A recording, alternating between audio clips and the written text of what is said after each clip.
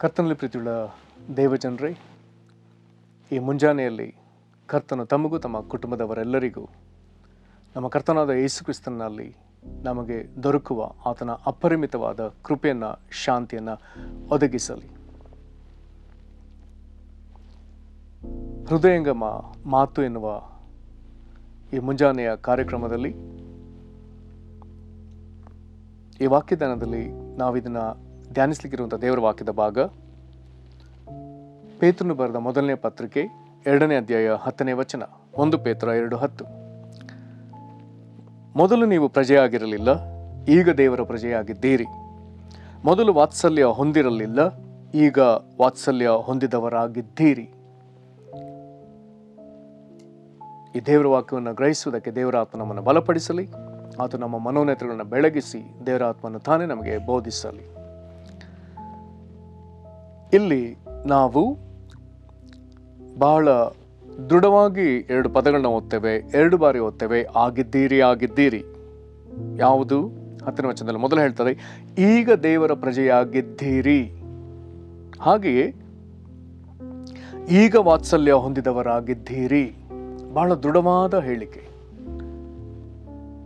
ಇದು, ದೃಢಪಡಿಸುವಂಥ ಹೇಳಿಕೆ. ಅಫರ್ಮೇಟಿವ್ ಸೆಂಟೆನ್ಸ್ನಲ್ಲಿ ಇವುಗಳನ್ನ ಬರೆಯಲಾಗಿದೆ. ಇವುಗಳ ಘೋಷಣೆ ಆಗಿದೆ. ನಾವೆಂಥವರೆಂಬುದು. ನಾವೀಗ ದೇವರ ಪ್ರಜೆ ಹೌದು, ನಾವೀಗ ದೇವರ ವಾತ್ಸಲ್ಯ ಹೊಂದಿದವರು ಹೌದು, ಅಂದರೆ ದೇವರ ಪ್ರೀತಿ, ದಯೆ ಅಥವಾ ಕನಿಕರ ಹೊಂದಿದವರೇ ಹೌದು ಎಂಬುದಾಗಿ ದೃಢಪಡಿಸುವಂಥ ಮಾತುಗಳು. ಇದನ್ನು ಇನ್ನೊಂದು ಭಾಷಾಂತರದಲ್ಲಿ ಓದಿದರೆ, ಪ್ರಜೆ ಎನ್ನುವುದಕ್ಕೆ ಇಲ್ಲಿ ಪೀಪಲ್ ಎಂಬುದಾಗಿಯೂ, ವಾತ್ಸಲ್ಯಕ್ಕೆ ಇಲ್ಲಿ ಮರ್ಸಿ ಎಂಬುದಾಗಿಯೂ ಪದ ಬಳಕೆಯಾಗಿದೆ. ಅದು ಹೀಗೆ ಹೇಳ್ತದೆ, which in time past were not a people, but are now the people of God, which had not obtained mercy, but now have obtained mercy. ನಾವು ಕನ್ನಡದಲ್ಲಿ ಯಾವುದನ್ನು ವಾತ್ಸಲ್ಯ ಎಂಬುದಾಗಿ ಓದಿದೆವೋ ಅದನ್ನು ನಾವು ಇಲ್ಲಿ ಮರ್ಸಿ ಎಂಬುದಾಗಿ ಓದ್ತೇವೆ. ಇದು ಕನಿಕರಕ್ಕೂ ದಯೆಗೂ ಬಹಳ ಹತ್ತಿರದ ಪದವೇ ಆಗ್ತದೆ. ಕೃಪೆಗೆ ಇದು ದೇವರ ವಾಕ್ಯದಲ್ಲಿ ಇವೆಲ್ಲೋ ಬಹಳ ಹತ್ತಿರದ ಸಂಬಂಧದ ಪದಗಳು. ಈ ಒಂದೇ ವಾಕ್ಯ 10ನೇ ವಚನದಲ್ಲಿ, ಅಂದರೆ 1 ಪೇತ್ರ 2:10ರಲ್ಲಿ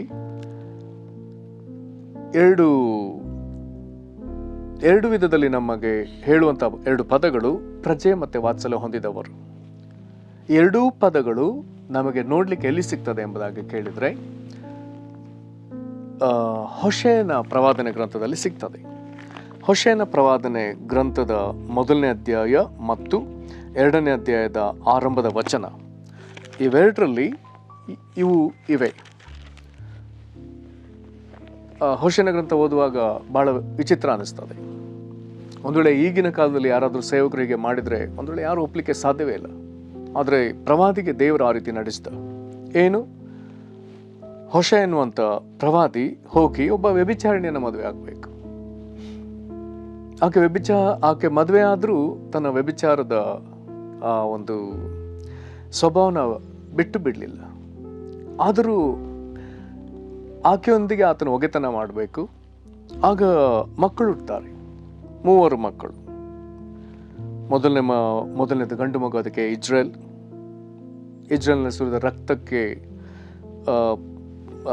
ಅದನ್ನು ಸೂಚಿಸುವಂಥ ಗುರುತಿಗೆ ಆ ಮಗುವನ್ನು ಆ ರೀತಿ ಕರೀತಾರೆ. ನಂತರ ಆಗುವಂಥ ಕೆಲವು ಚರಿತ್ರೆ ನಡೆಯುವಂಥ ಕೆಲವು ಸಂದರ್ಭಗಳನ್ನ ಅಲ್ಲಿ ಹೇಳಲಾಗ್ತದೆ ಪ್ರವಾದನೆಯಾಗಿ.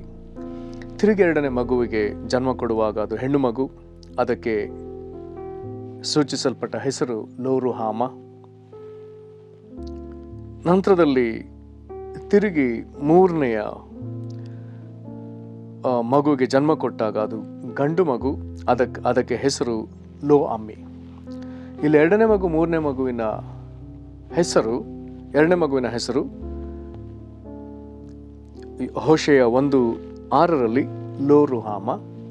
ಹಾಗೆ 9ನೇ ವಚನದಲ್ಲಿ 3ನೇ ಮಗುವಿನ ಹೆಸರು ಲೋ ಅಮ್ಮಿ. ಅದರ ಅರ್ಥವನ್ನು ನಾವು ಗಮನಿಸಿದರೆ ಎರಡನೇ ಮಗು ರೋಹಾಮ ಎನ್ನುವಂಥ ಮಗುವಿನ ಅರ್ಥ ಅಪ್ರಿಯಳು ಅಥವಾ ಪ್ರೀತಿ ವಾತ್ಸಲ್ಯವನ್ನರಿಯದವಳು.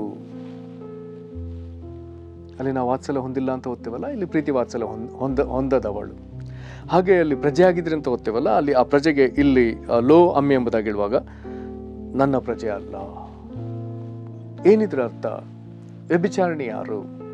ವ್ಯಭಿಚಾರಣೆ ಯಾರು ಎಂಬುದಾಗಿ ಹೇಳಿದ್ರೆ ಆಕೆ ಗಂಡನಿಗೆ ಸರಿಯಾಗಿ ನಡೆಯದವಳು. ಅದಕ್ಕೆ ವಿರುದ್ಧವಾಗಿ ಗಂಡನನ್ನ ಬಿಟ್ಟು ಬೇರೆ ಪರ ಸಹವಾಸದಲ್ಲಿದ್ರೆ ಮಿಂಡರ ಸಹವಾಸ ಎಂಬುದಾಗಿ ನಾವು ಓದ್ತೇವೆ. ಸಾಧಾರಣ ಎಲ್ಲರ ಗ್ರಹಿಕೆ ಸಹ. ಯಾಕೆ ಈ ಭಾವಾರ್ಥಗಳು ಬರುವ ಹಾಗೆ ಯಾಕೆ ಬರೆಯಲ್ಪಟ್ಟದೆ ಅಂತ ಹೇಳಿದ್ರೆ, ದೇವಜನರು ದೇವರನ್ನ ಬಿಟ್ಟು ದೇವರಲ್ಲದವುಗಳನ್ನ ಅಷ್ಟೇ ಗೌರವದಿಂದ ಕಾಣೋದಾದ್ರೆ, ದೇವರನ್ನ ಬಿಟ್ಟು ಬೇರೆ ಸಹವಾಸದಲ್ಲಿ ಬೇರೆ ರೀತಿಯಲ್ಲಿ ಇರೋದಾದ್ರೆ ಆಗ ದೇವರಿಗೆ ಕೋಪ ಉಂಟಾಗಿ ದೇವರು ತನ್ನ ಜನರನ್ನ ಈ ಮಾತುಗಳಿಂದ ಕರೀತಾನೆ. ಲೋರೋಹಾಮ, ಪ್ರೀತಿ ವಾತ್ಸಲ್ಯಗಳನ್ನು ಅರಿಯದವರು, ಅಥವಾ ಲೋಹಮಿ, ಈಗ ಪ್ರಜೆ ಅಲ್ಲ. ಆದ್ರೆ ದೇವರ ಹೃದಯ ಏನು? ತಿರುಗಿ ಇಂಥವರನ್ನ ತಿರುಗಿ ಸೇರಿಸಿಕೊಳ್ಳಬೇಕು. ಮುಂದೆ 3ನೇ ಅಧ್ಯಾಯಕ್ಕೆ ಬಂದ್ರೆ ಈಕೆಯನ್ನೇ ಈಗ ತಿರುಗಿ ಪತ್ನಿಯನ್ನಾಗಿ ಸ್ವೀಕರಿಸುವಂತ ಒಂದು ಸಂದರ್ಭವನ್ನು ದೇವರು ತೋರಿಸ್ತಾನೆ. ಆಗ ಹೊಷೆ ಹೋಗಿ ಆಕೆಗೆ ಬುದ್ಧಿವಾದಗಳನ್ನ ಹೇಳ್ತಾನೆ. ನೀನು ತಿರುಗಿ ಅಂತ ತಪ್ಪುಗಳು ಮಾಡಬೇಡ, ಈಗ ಹೀಗೆ ಇರು, ನೀನು ಸ್ವಲ್ಪ ದಿವಸ ಕಾದ್ಕೋ. ಅಲ್ಲಿಯ ಪ್ರವಾದನೆಗಳನ್ನ ನಾವು ಈಗಿನ ಕಾಲಕ್ಕೆ ಧ್ಯಾನಿಸ್ಲಿಕ್ಕೆ ಬಹಳ ಸೊಗಸಾಗಿದೆ. ಅದರ ಅರ್ಥ ಒಟ್ಟಾರೆ ದೇವರು ತಿರುಗಿ ಸೇರಿಸಿಕೊಳ್ಬೇಕು. ಹಾಗಾದ್ರೆ ಅವನು ಆ ಸ್ತ್ರೀಯನ್ನು ಸೇರಿಸಿಕೊಳ್ಳುವಾಗ ದೇವರು ಒಂದು ಜನಾಂಗವನ್ನ, ದೇಶವನ್ನ ಸೇರಿಸಿಕೊಳ್ಳುವಂತ ಸಂದರ್ಭ. ಆದ್ರೆ ಅದರ ಪ್ರಜೆಗಳನ್ನ ಸೇರಿಸಿಕೊಳ್ಬೇಕಾದ್ರೆ ದೇವರೀಗ ಮತ್ತೆ ಮಾತನಾಡಿ ಹೇಳ್ತಾನೆ. ಆ 1ನೇ ಅಧ್ಯಾಯದ ಅಂತ್ಯಕ್ಕೆ ಬರುವಾಗ, ಅಂದ್ರೆ 10-11ನೇ ವಚನಕ್ಕೆ ಬರಬೇಕಾದ್ರೆ, ದೇವರು ಯಾವ ಪ್ರಜೆ ಮೇಲೆ ಬೇಸತ್ತು, ಯಾವ ದೇಶದ ಮೇಲೆ ಬೇಸತ್ತು ಅವುಗಳ ವಿಷಯದಲ್ಲಿ ಒಂದು ರೀತಿ ಆತನು ಬೇರೆ ಮನೋಭಾವದಲ್ಲಿದ್ದಾನೋ, ಈಗ ಅವನ್ನ ಸೇರಿಸಿಕೊಳ್ಳುವಂತ ಕನಿಕರಕ್ಕೆ ಆತನು ಒಳಪಡ್ತಾನೆ. ಆಗ ಅಲ್ಲಿ ಹೀಗೆ ಬರ್ತದೆ, ಇಸ್ರಾಯೇಲರ ಸಂಖ್ಯೆಯು ಅಳೆಯುವುದಕ್ಕೂ ಲೆಕ್ಕಿಸುವುದಕ್ಕೂ ಅಸಾಧ್ಯವಾದ ಸಮುದ್ರ ತೀರದ ಉಸುಬಿನಂತಾಗುವುದು. ಈಗ ದೇವರು ಅದನ್ನು ಸೇರಿಸಿಕೊಳ್ಳುವಾಗ ಆತನ ಆಶೀರ್ವದಿಸುವಂಥ ರೀತಿಗಳು. ನಂತರ ಆಗ ಅವರು ನನ್ನ ಪ್ರಜೆಯಲ್ಲದವರು ಎನಿಸಿಕೊಳ್ಳುವುದಕ್ಕೆ ಬದಲಾಗಿ ಜೀವಸ್ವರೂಪನಾದ ದೇವರ ಮಕ್ಕಳು ಎನಿಸಿಕೊಳ್ಳುವರು. ಯಹೂದ್ಯರು ಇಸ್ರಾಯೇಲರು ಒಟ್ಟುಗೂಡಿ ಒಬ್ಬನನ್ನೇ ಶಿರಸನ್ನಾಗಿ ಮಾಡಿಕೊಂಡು, ಅಂದರೆ ಅಲ್ಲಿ ಈಗ ಯೇಸು ಕ್ರಿಸ್ತನನ್ನು ಅಲ್ಲಿ ದೇವರು ಪ್ರಸ್ತಾಪಿಸುತ್ತಿದ್ದಾನೆ, ಮಾಡಿಕೊಂಡು ದೇಶದೊಳಗಿಂದ ಹೊರಡುವರು.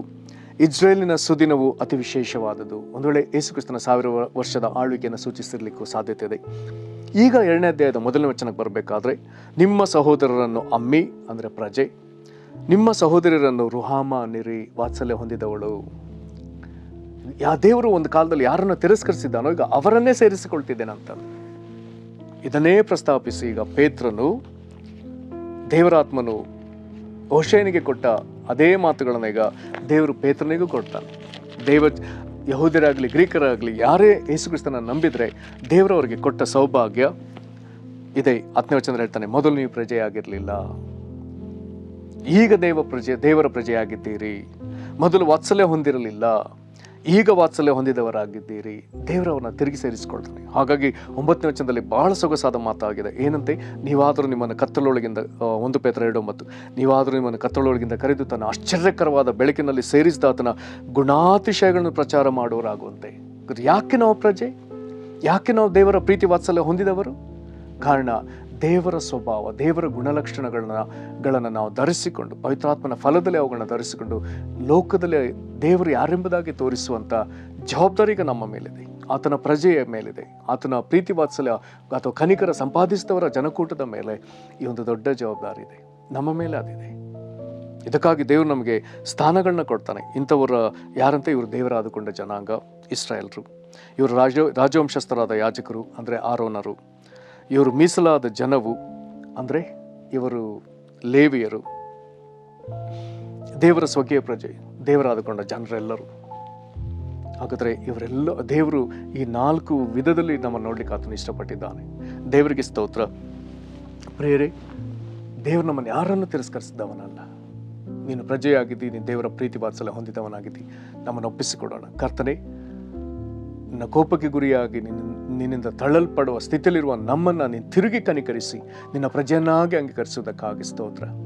ನಿನ್ನ ಪ್ರೀತಿ ಕನಿಕರ, ನಿನ್ನ ಪ್ರೀತಿಯ ವಾತ್ಸಲ್ಯಗಳಿಂದ ನಮ್ಮನ್ನು ತಿರುಗಿ ನೀನು ಸೇರಿಸಿ ಎದೆಗೆ ಅಪ್ಪಿಕೊಳ್ಳುವುದಕ್ಕಾಗಿ ಸ್ತೋತ್ರ. ನಮ್ಮನ್ನು ಆಶೀರ್ವದಿಸುವುದಕ್ಕಾಗಿ ಸ್ತೋತ್ರ. ಕರ್ತನೆ, ನಿನ್ನ ಗುಣಾತಿಶಯಗಳನ್ನ ನಾವು ಪ್ರಚಾರ ಮಾಡುವುದಕ್ಕಾಗಿಯೇ ನಮ್ಮನ್ನು ಕತ್ತಲೊಳಗಿಂದ ಕರೆದು ನಿನ್ನ ಆಶ್ಚರ್ಯಕರವಾದ ಬೆಳಕಿನಲ್ಲಿ ನಮ್ಮನ್ನು ಸೇರಿಸಿದ್ದಕ್ಕಾಗಿ ನಿನಗೆ ಸ್ತೋತ್ರ. ಅಪ್ಪ, ನಮಗೆ ಶಿರಸ್ಸನ್ನಾಗಿ ಯೇಸುಕ್ರಿಸ್ತನನ್ನು ಕೊಟ್ಟದಕ್ಕಾಗಿ ಸ್ತೋತ್ರ. ಈ ಪ್ರಿಯರನ್ನು ಆಶೀರ್ವದಿಸಿರಿ. ನಿನ್ನ ಕರುಣೆಯನ್ನು ಸಂಪಾದಿಸಿಕೊಂಡ ಜನಕೂಟವಾಗಿ ಲೋಕದಲ್ಲಿ ನಾವೊಬ್ಬೊಬ್ಬರು ವಾಸಿಸುವುದಕ್ಕೆ ನಿನಗೆ ದಯ ಉಂಟಾಗಲಿ. ದೇವರಿನ ಕನಿಕರದಿಂದ ನಿನ್ನ ಮಕ್ಕಳಿಗೆ ಏನೇನು ಅದ್ಭುತಗಳನ್ನ ಮಾಡುತ್ತೀಯೋ ಅದು ಯೇಸುಕ್ರಿಸ್ತನ ಹೆಸರಲ್ಲಿ ದಿನ ಅವರಿಗೆ ಒದಗಿ ಬರಲಿ. ಯೇಸುಕ್ರಿಸ್ತನ ಹೆಸರಲ್ಲಿ ಬೇಡಿದ್ದೇವೆ ನಮ್ಮ ತಂದೆಯೇ, ಆಮೆನ್. ಕರ್ತನು ನಿಮ್ಮನ್ನು ಆಶೀರ್ವದಿಸಲಿ. ವಂದನೆಗಳು.